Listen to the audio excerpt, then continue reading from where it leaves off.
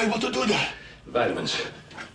On this episode of Old Joe's Reminiscence, when a former astronaut is nearly killed during a test flight crash, all the king's horses and all the king's men urge Dr. Rudy Wells to put him back together again.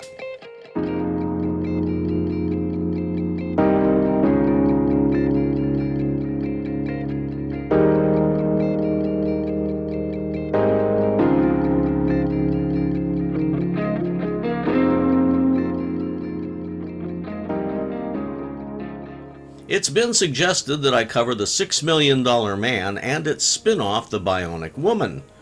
I'll admit that I'd thought about it, but I realized that the series ran for 5 seasons, 99 episodes, and Bionic Woman had 58 episodes on its own in 3 seasons. Given that I can only push out a review about once every 2 or 3 weeks, it would have taken far too long and been far too demanding on my limited resources. It could take 7.5 years or more to review them all, and that's not including the Bigfoot episodes. I confess that I'm not ready for that kind of commitment, so I'm just going to revisit the pilot film from 1973. At least, I think I'm going to be watching the pilot. From what I've been reading, there are actually several versions out there. There's the original pilot that aired as a Wednesday movie of the week on the ABC television network on March 7th, 1973. Then 2 additional pilot films ran in late 1973 to serve as teasers for the series debut, which was set for January 18th, 1974.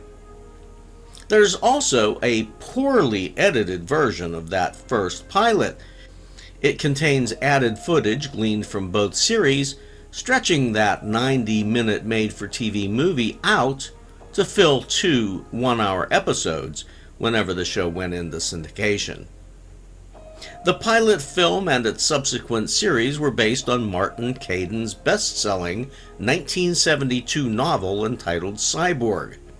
That cyborg designation was also the working title that the series used during its pre-production period. Now, from what I've read in my research, the pilot is a bit darker than the series would later become. But it's nowhere near as dark as the novel. I've read that the book series supposedly portrays Steve Austin as a James Bond type who's more of a cold-blooded assassin. Did I see the pilot when it originally aired in 1973? Well, I really can't answer that with any confidence. I was a 14-year-old boy who liked to watch movies, but my mom liked to watch the Sonny and Cher Comedy Hour on CBS. If she picked what we were watching, Sonny and Cher might have led right into another of my mom's favorites, Medical Center. Now that's assuming that my dad was working the 4 to 12 shift that week. He might have chosen Adam 12 on NBC. He probably would have kept it on the Peacock network for the Bob Hope Mardi Gras special that followed Adam 12. So, no, I can't say with any real certainty that I've seen the pilot in its original unedited form. In fact, this might actually be my first time. Have you seen it? If not, here's your chance to pause this review and take a good, hard look before I'm fully invested in The $6 Million Man.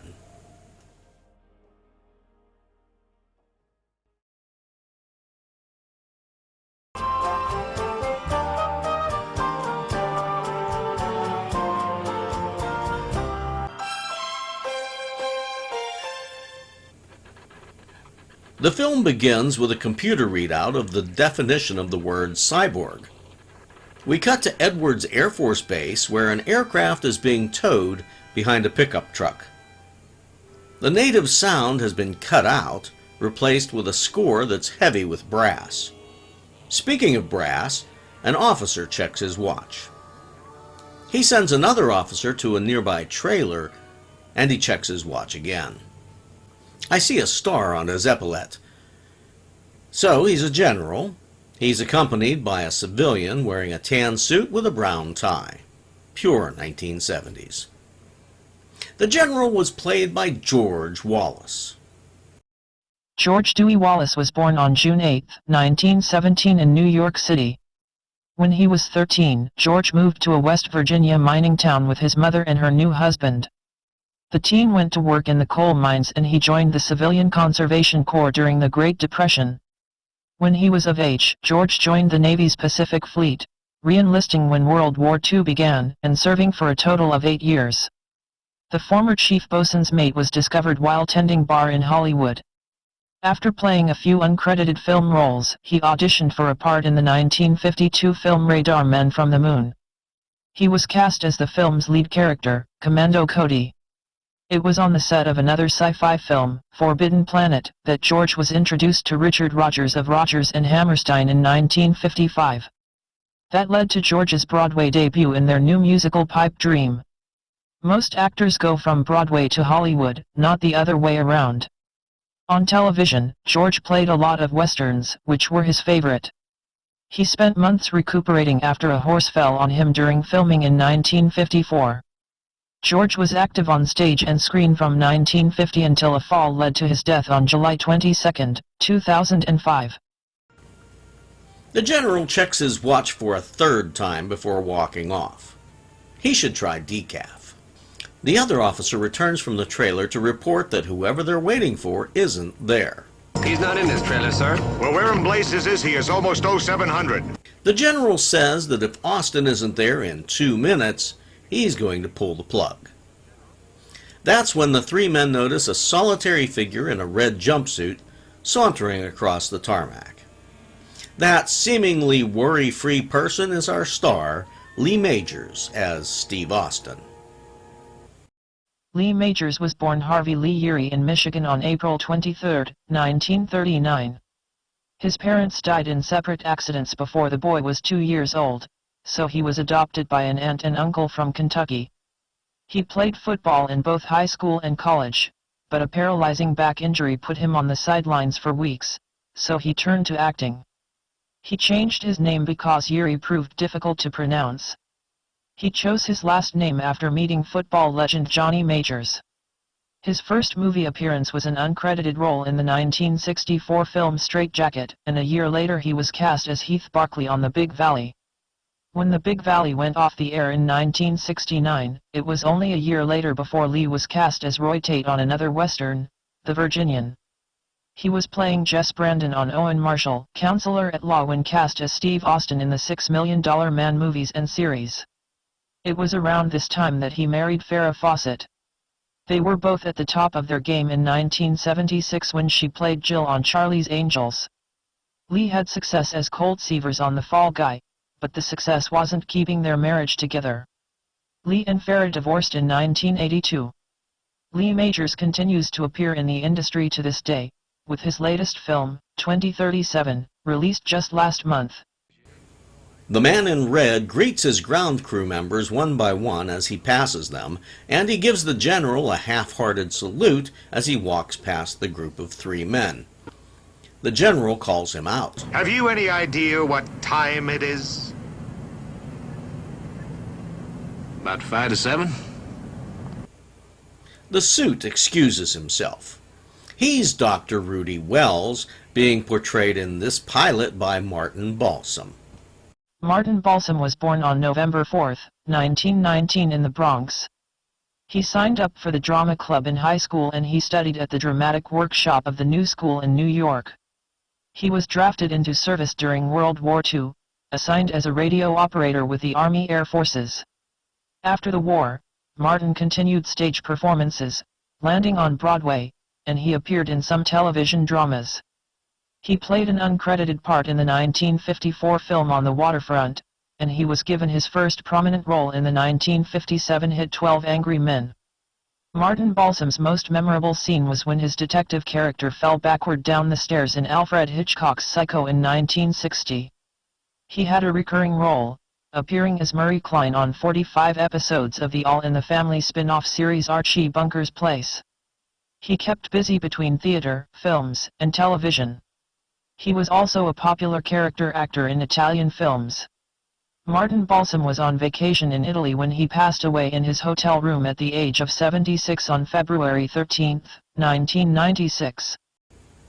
I'm not sure I'd want a vacation in Italy. Just saying. For further context on that comment, see my review of the 1972 Billy Wilder film, Avanti. The role of Rudy Wells would later go to another Martin, Martin E. Brooks. Steve Austin is a former astronaut. He compares the walk in the desert before sunrise to being back on the surface of the moon. He finds it relaxing. We see a bunch of men in short-sleeved white shirts positioning that miniature jet underneath the wing of a much larger aircraft. Then we cut to the Federal Building at 11,000 Wilshire Boulevard in L.A. Walking with the aid of a cane, a man in a three-piece suit enters that building. Two armored car guards carry an attaché case in. They're important to our story, or the camera surely wouldn't have lingered on them. People crowd into an elevator, and we cut back to Steve Austin exiting his trailer in a spacesuit. The general, the doc, and the other officer watch as Austin ascends a ladder to climb into the jet. He's extremely close to the nose. If something should happen, he'd be toast. His handlers button the canopy, and there are thumbs up all around. Meanwhile, that elevator at the Federal Building stops to let some passengers out. Back at Edwards, the B-52 Stratofortress carries Austin's M2F2 lifting body. This research vehicle was instrumental in NASA's development of its space shuttle's re-entry and landing capabilities. At the Federal Building, everyone but our man in the three-piece suit gets out of the elevator. Going up? The Stratofortress lifts off, its 8 Pratt & Whitney turbojets whining. Would you just look at the wingspan on that baby?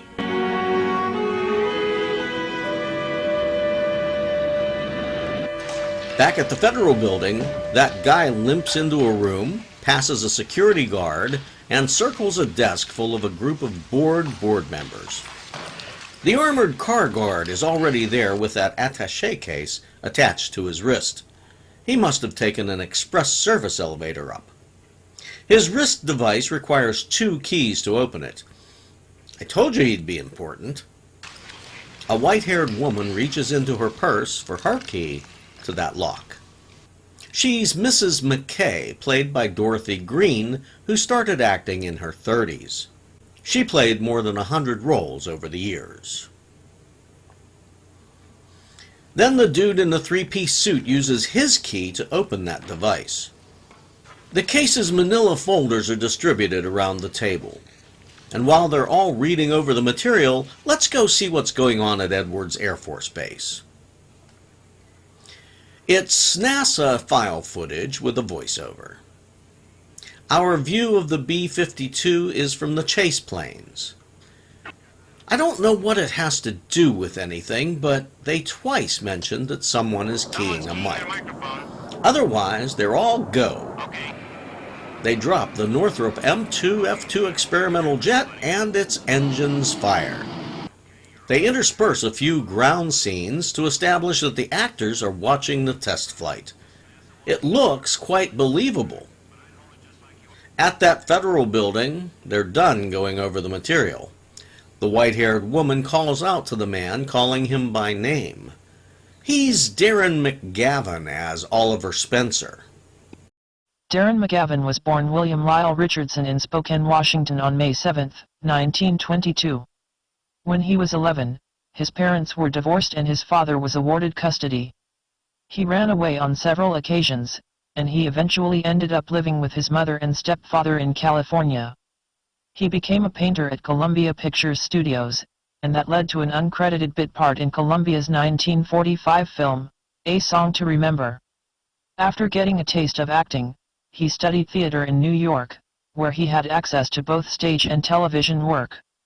Darren hit Broadway in 1954, and then he moved back to Hollywood where he appeared in several films and TV shows in 1955. He was the title character in 78 episodes of Mike Hammer in 1958, and Captain Holden in 42 episodes of Riverboat in 1959. Many people remember him as Carl Kolchak, an investigative reporter in 20 episodes of the 1974 series, Kolchak, The Night Stalker. And many more will recognize him as Ralphie Parker's old man from the 1983 holiday film and cult classic, A Christmas Story. After more than 180 screen roles and countless stage appearances, Darren McGavin passed away at the age of 83 on February 25, 2006. He presents his figures. $6 million for a program that, I'm guessing, is a cyborg. One committee member wants to know if they'll use volunteers. Are you going to ask for volunteers? No. We're back in the hot seat with Steve Austin. The file footage shows the unstable aircraft starting to pitch back and forth. Steve tries to come in for a landing, and the file footage shows it crash and roll on the runway. We cut to a hospital OR. The telemetry shows a flatline, but there's a steady pulse beep. Did somebody goof? A doctor, played by Robert Cornwaith in one of his nearly 200 roles, meets with Oliver Spencer in the observation room. Later, Dr. Wells gives the man an update about Steve Austin's condition. I guess he got his volunteer after all. Just keep him alive. Spencer's waiting for Dr. Wells in the canteen when Rudy comes in to get a cup of coffee. He knows that Wells and Austin are friends. He's also aware of Rudy's research into cybernetics. He makes an offer that the doctor simply can't refuse. I am prepared to give you all the money you require to make that happen.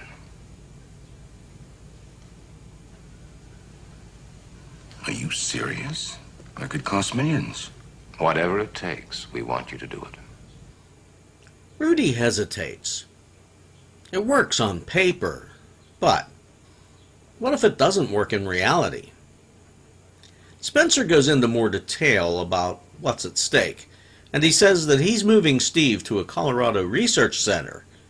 If the doctor wants to come along, they're leaving within the hour.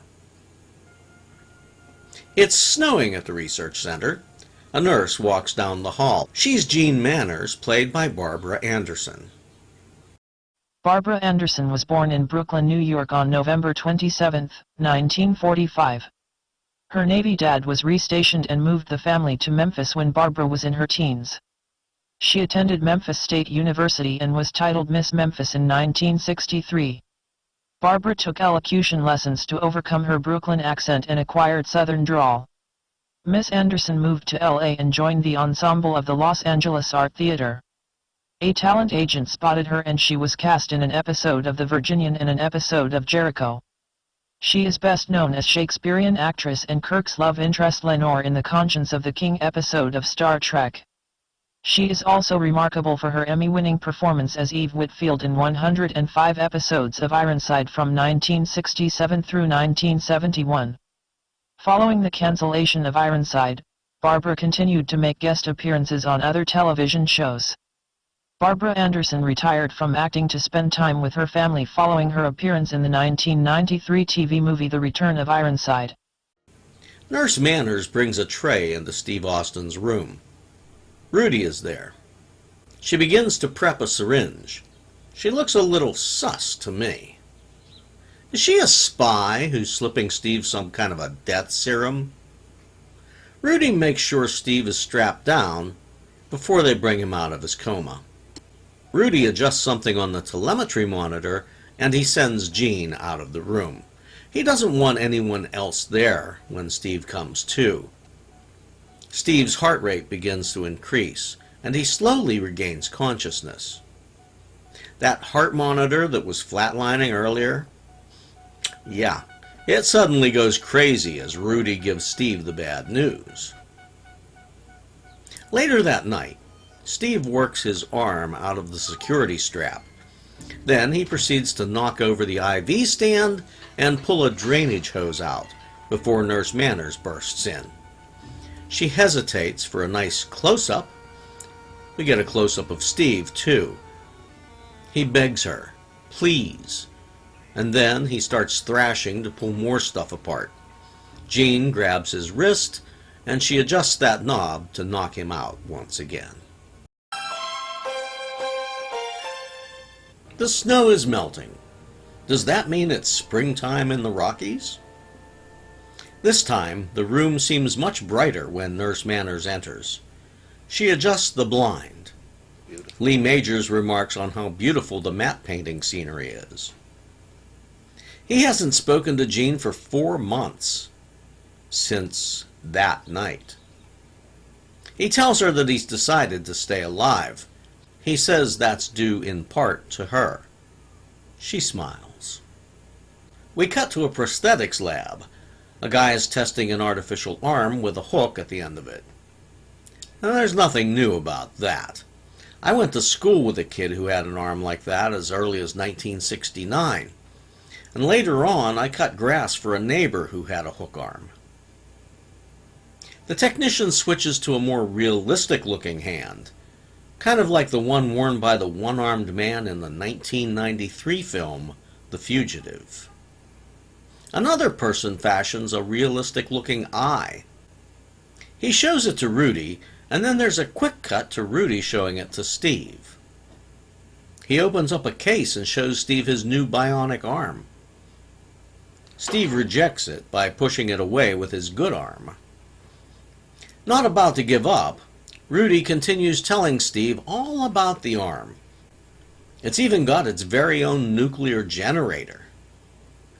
Rudy says that he'll put Steve back on the table and he's going to attach that arm. He says he'll give him 2 bionic legs as well. Rudy does the operation, and as he's finishing, Mr. Spencer shows up. Rudy's not sure how Steve will react. We'll take care of his future. You take care of his present. What you don't understand, Mr. Spencer, is that I know this boy for a very long time. Do your job. Later, Nurse Manners adjusts the monitor. Rudy's there, and there are 7 more people in scrubs just waiting for Steve to come out of it. He does, and he looks at Rudy. Dr. Frankenstein, I presume. Steve moves his feet under the sheet. So far, so good. He slowly raises a finger, then 2.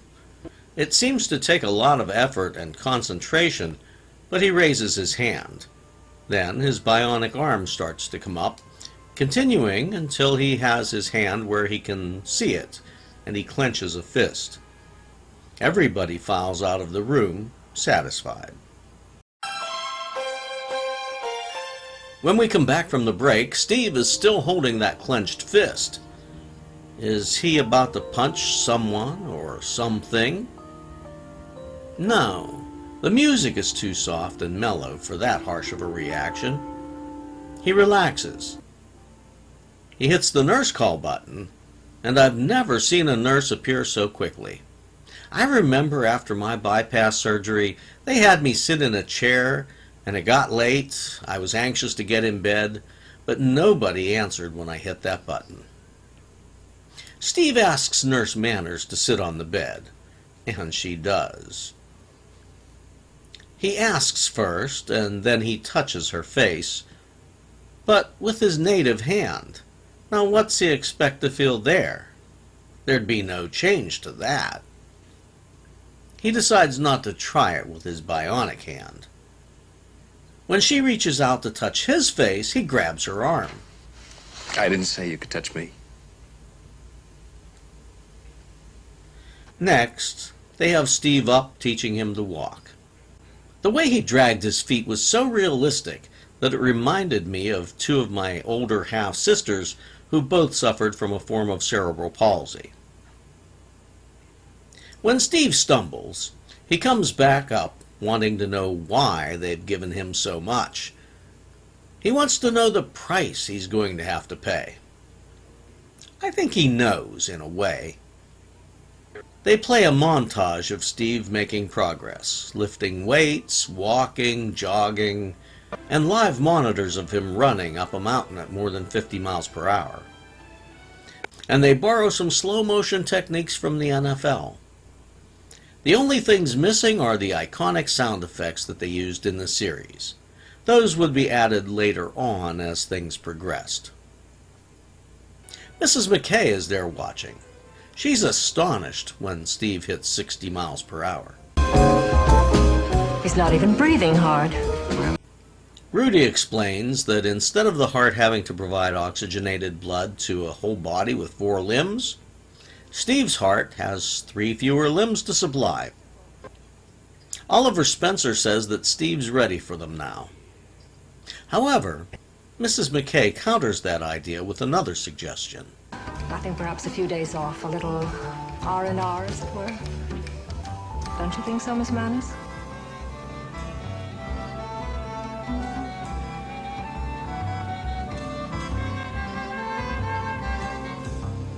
Steve and Jean go on a picnic. She holds his bionic hand to her face. He jumps up, claiming that it's too warm out. He sheds his denim jacket. When he holds out his hand to help her up, she recoils from the painful squeeze. It's all right. Nothing broken. Driving along, the sun glare reminded me of his bionic eye. They never did address him learning to use that. Or maybe they haven't added the zoom capabilities to it yet. A woman at the side of the road waves to flag them down. I think she's saying something about a little boy, but she's hard to understand. Something tells me this is a staged accident to test Steve's bionics. While Jean holds the woman back, Steve runs down to her VW microbus that's veered off the road. When Steve climbs onto the vehicle, he sees a child with a head injury inside, so I guess it's not staged. He pulls the door open. As he works on getting the seat out, fuel starts to drip onto the hot exhaust. Steve bats at the broken seat with his bionic arm. I realized that I'd seen this scene before. When it's out of the way, he pulls the boy to safety, just before the VW catches fire and explodes. My moment of certainty, realizing that I most definitely have seen this before, comes when the grateful woman sees wires hanging out of a rip in Steve's bionic arm. What are you?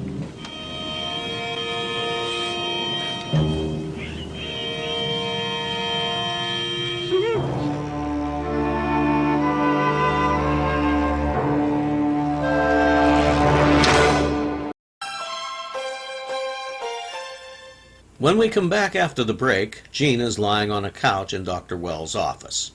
Rudy covers her with a blanket. He's just sat down when Oliver Spencer walks in. They view Steve through a one-way glass set up on the door. He just sits there. He won't let them repair the arm, he refuses to be sedated, and he won't eat. He's fighting them. Oliver lets himself in to see Steve. He tells Steve that he's needed for a mission. When Steve refuses, Oliver reminds him what kind of a weapon the OSO has invested in by providing him with these bionic limbs. Austin is that weapon. Steve refers to himself as a robot. Oliver retorts that he would prefer a robot. We have you because you are the optimum compromise in the present state of technology, Mr. Austin. A cybernetic organism. Part machine, part human being. The cyborg.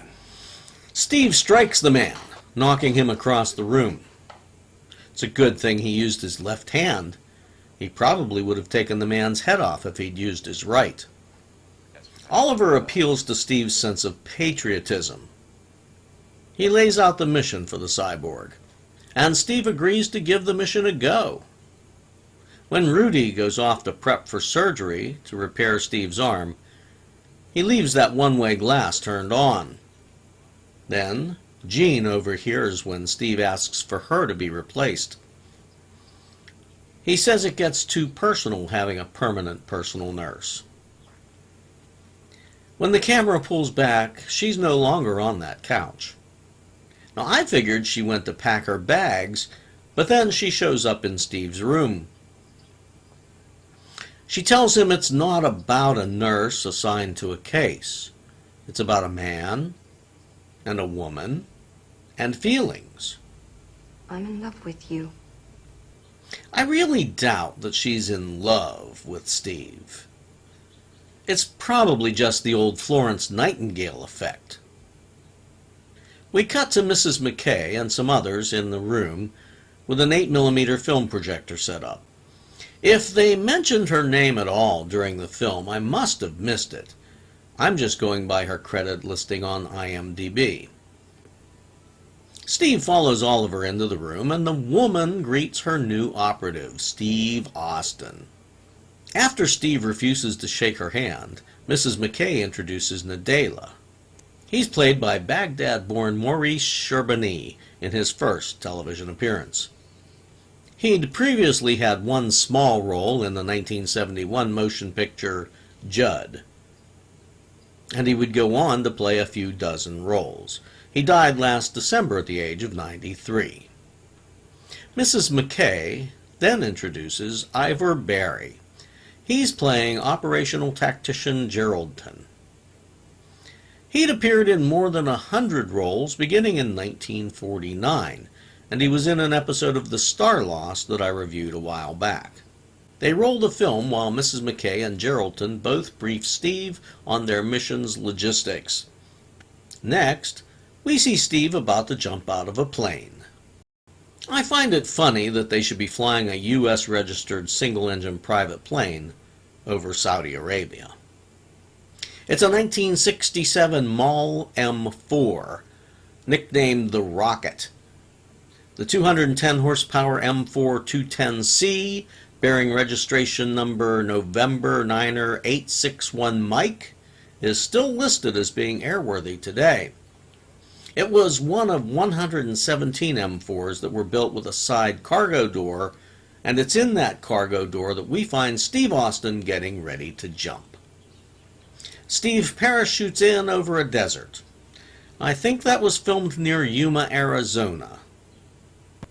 He buries his chute, slings on a backpack, checks his compass, and he sets off at high speed, jumping from point to point at times. I do miss the sound effects. At one point, he abandons his backpack in the desert, and I wonder if that was a conscious decision, or maybe Lee Majors forgot to wear it in a shot later on, and they had to do that for continuity's sake. Either way, he comes to the top of a dune and he suddenly stops. There's an airplane parked in the desert. Now, I don't see evidence of a runway, but it might be off-screen. Steve takes notice of some tents, a jeep, half-tracks, and a tank, all painted in a sand-colored camouflage. There are also troops. There are at least a dozen men, each wearing a hutra, or headcloth. Now, most of them are red and white, but a few of them are the blue and white. Steve sneaks around behind the tank, which appears to be a World War II era M4 Sherman. Now, my father-in-law was a gunner in M4s during World War II.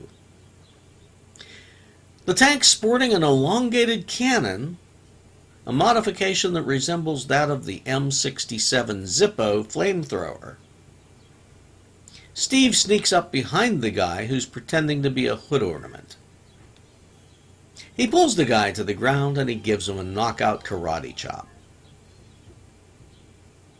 He takes the guy's headcloth to use as a disguise, and he borrows the guy's gun, too. He walks right by one of the troops while he's on his way to the bunker, where he quickly sneaks around to the back. He peers in a barred window where he sees a prisoner playing with a deck of cards. He throws a rock into the cell to get the guy's attention. He's told that the person he's there to break out was shot trying to escape 5 weeks ago. Do not move.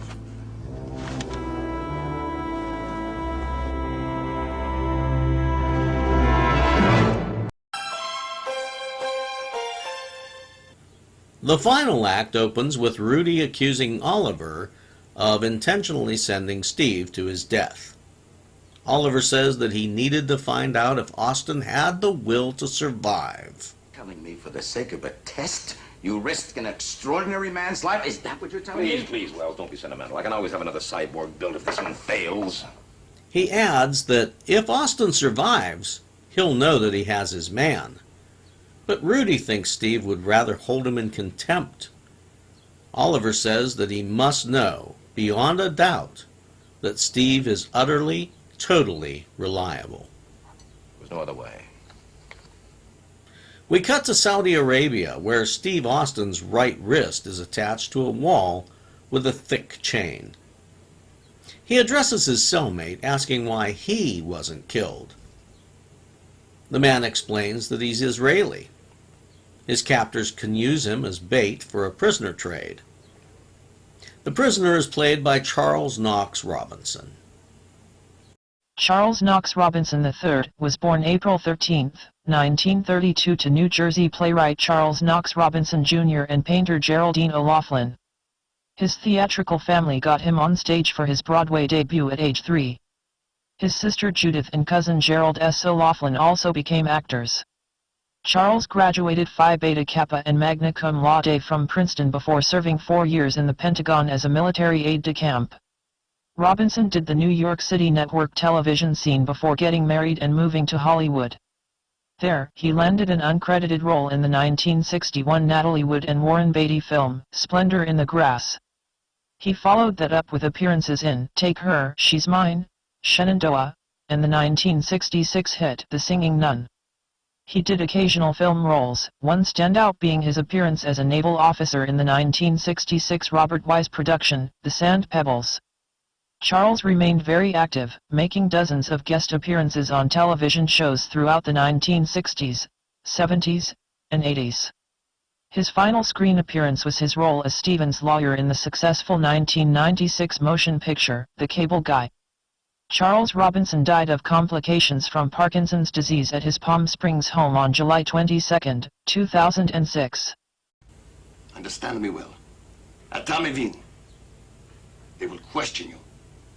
And if they determine you have no use to them, they will shoot you. Steve asks the man if he can fly the DC-3 that's parked outside. He can. Then Steve says that he's breaking out, and he asks if the man is coming along. Drive, of course. But I must warn you, it is not easy running in broad daylight dragging a cement wall behind you. Steve stretches his chain tight until it breaks away at the wrist. Then he does the same stunt for the other prisoner. When the man asks him how he's able to do that, Steve merely replies, "Vitamins." Steve kicks the door down and he starts throwing some grenades that he just happened to find lying around. He sends the other man to go start the DC-3. Now Steve outruns machine gun fire, he does another karate chop and tosses a few grenades, and someone jumps in that tank and buttons it up. Steve sees the tank's turret turning toward him, so he climbs aboard. Then, the turret goes the other way toward the DC-3 and that other prisoner who's running toward it. Steve pulls the hatch open and he drops a grenade in. I figured he'd bend the barrel. The blast of the explosion knocks Steve off the tank, and he's bleeding as he runs toward the plane. I thought that guy was supposed to get it started, but he's just watching until Steve starts running toward the plane, before he even attempts to start the number 1 engine. Now, unless he started number 2 first. But why would he do that? The open hatch is on that side. Anyway, he starts his takeoff roll without Steve. Meanwhile, Steve appears to be shot in the back, but he's still able to run. With soldiers still shooting at him, Steve manages to catch up to the moving airplane, grab onto the air stair, pull himself aboard, and close the hatch just before rotation. Back in Colorado, Jean is attaching a sensor to Steve's temple. I guess they decided to ignore his request to have her replaced. I'm going to say it was probably a secrecy thing. He tells Jean that when he was in the desert, he didn't want to die. He wanted to make it back. She was his inspiration. Well, isn't that nice? He calls Oliver over and he whispers an obscene insult to the man. At least we can guess it is because he whispered it. Before Rudy begins the process of putting him under to heal. Then Oliver calls the doctor over for an aside. He wants to know if there's any way to keep Steve asleep indefinitely until he's needed for a mission. Rudy's response is, "Over my dead body." Maybe just an idea. Not a bad one at that, eh? They put Steve to sleep. Gene Manners exits, never to return to the $6 million man. I guess they wanted to keep Steve available for future romantic encounters. And Rudy turns out the lights and exits, leaving Steve Austin to sleep and to dream.